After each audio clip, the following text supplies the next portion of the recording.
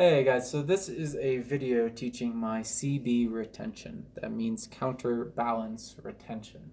We'll be talking about why it's called that in a moment. But quick, just to show you what this retention looks like, is this. So the parts about this retention that I really love is that the hand looks the same before the retention and after the retention. The hand's in the exact same position. And we'll talk about how to use this, how to bring it into downs and curl palm and all the other palms in a later video.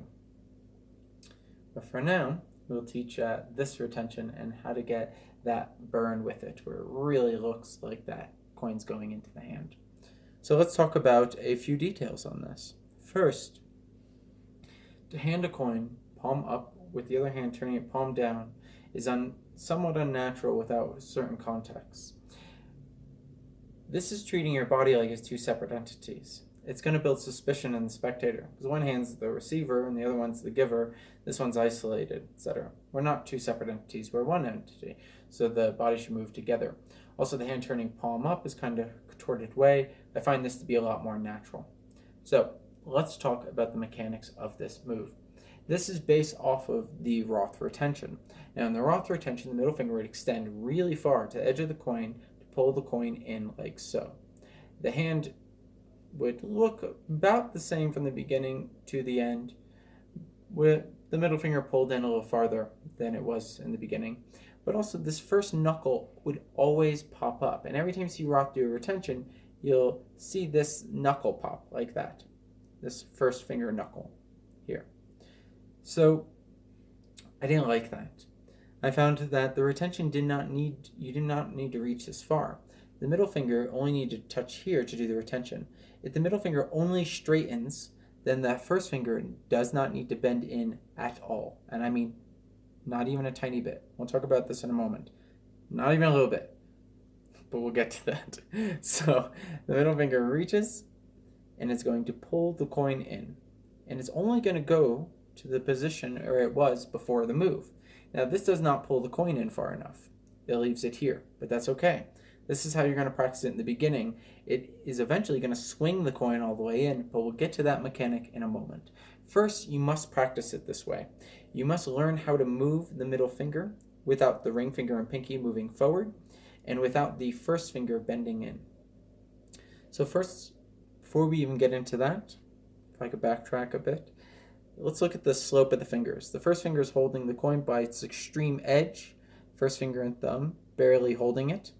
The middle finger is curled in. It's not up against the coin. There's some space there.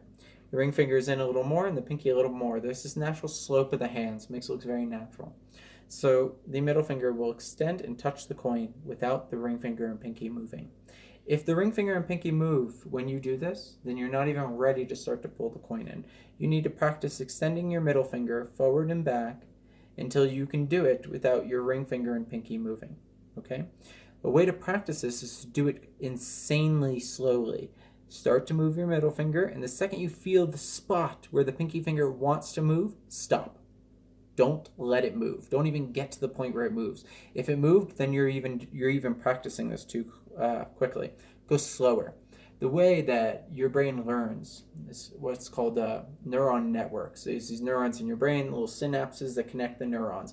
When an electrical signal starts getting fired through that neuron network, if it's somewhere in the middle and stop it from continuing, eventually your brain decays those synapses and breaks down that previous habit. This is the process of learning good habits, is to first break down bad habits. So we can't let that ring finger and pinky move. So we go real slowly.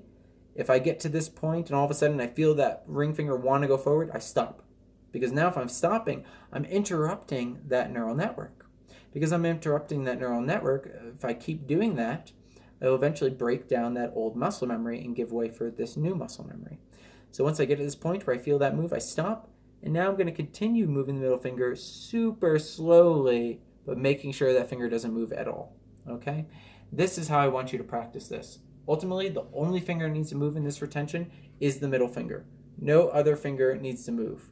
You don't want this first knuckle to bend in as well, and you don't want this thumb to come up. These are two other things that could occur in this. So what's actually happening is the middle finger reaches, touches the coin. It's going to pull in and as it pulls in, it can actually pull that coin out of the grip of the first finger and thumb without these fingers moving at all. That first finger and thumb do not need to move because they're holding the coin so loosely that the middle finger can steal it out. Okay? Now you want to only practice moving the middle finger in this far. You don't want to go to here. That's going to look really unnatural. That's unnecessary tension. It'll build suspicion. So we're only going to go to here. That means the coin's not going to come in all the way. It may even be farther out when you do it. That's okay. We're going to get to the swinging mechanism in a moment. First, you need to make sure the middle finger can reach. Pulling the coin in, it slips out of the grip of the first finger and thumb, which are still held together. They never separate. This should turn the coin horizontal as it's clipped between the middle finger and thumb, pulling the coin in. Now, as I'm doing this slowly, I'm noticing this knuckle bend, but you want to keep that thumb straight, and you want to not move these first fingers or thumb, not move these ring fingers or pinky. Nothing needs to move because the grip is loose. The middle finger can do all of the work, okay? Now, once you can do this, and you should be practicing really slowly so that no finger is moving except for the middle finger, okay? Once that is the case, then you can slowly pick up speed. If your fingers are moving, you're going too quickly. Go even slower. And that may mean practicing like this to make sure each of those other fingers aren't moving. If they're moving, stop. Don't even continue the move. If you're continuing the move with those fingers moving, you're creating bad muscle memory. That's muscle memory you have to unwork later. This is the thing. A lot of magicians, they want to rush to the end goal. You can't do that. That's not how the brain works in building habits. You're actually building a bad habit. You're not getting closer to the right way. You're teaching yourself even deeper. You're digging yourself deeper and deeper and deeper into the wrong way. Don't let yourself do that. Please. Please, please, please save yourself the time here. Go crazy slow. Be super patient. When you can do this without the fingers moving, you can start picking up speed. Once you start picking up speed, if your grip is loose, when you go to do this retention, this coin will actually swing in. I'm trying to tilt the hand to help the swing here so you can see what happens. And yeah, I can still do it slowly. And it will go all the way in to the clipped position, fully into the hand, okay? So this is through having a loose grip. When you have a loose grip, the thumb is on the extreme edge because of its grip from the beginning. The middle finger is a little farther in. When the middle finger pulls in, that creates some momentum. And the coin swing around that pivot point on the thumb and into the clipped position. Now I have my first finger moved out of the way here so you can see what is occurring. But this is not done with the first finger out of the way. The first finger is there the entire time. So it's this again. It's here, middle finger pulls in. And when it pulls in quickly, the coin will swing in to there. Now, I'm trying to do this slowly, so I'm using gravity to help with this, but you're perfectly horizontal, which means to make this happen and swing in all the way, you have to be able to loosen your grip between your middle finger and thumb. This is the reason why we're doing this later and not early on, is because early on, it takes natural tension to keep these other fingers from extending.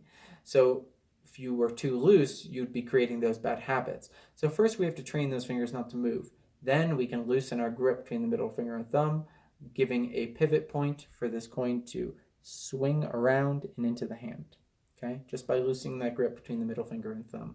So this is the CB retention, the counterbalance retention. This is my retention. Please do not share this video with anyone. This is just for you, my students.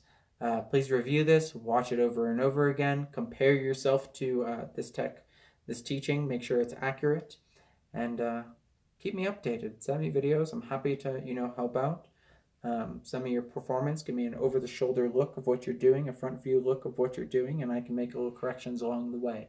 But everything should be here, so please review this video first. Go through, compare it to what you're doing. Make sure you're doing it exactly as I taught in this video. Please don't send me a message saying it's not working, but you're not doing it exactly as I taught. It only works if it's done exactly as the method is taught. So, thank you. I hope you enjoy it, and have a good one.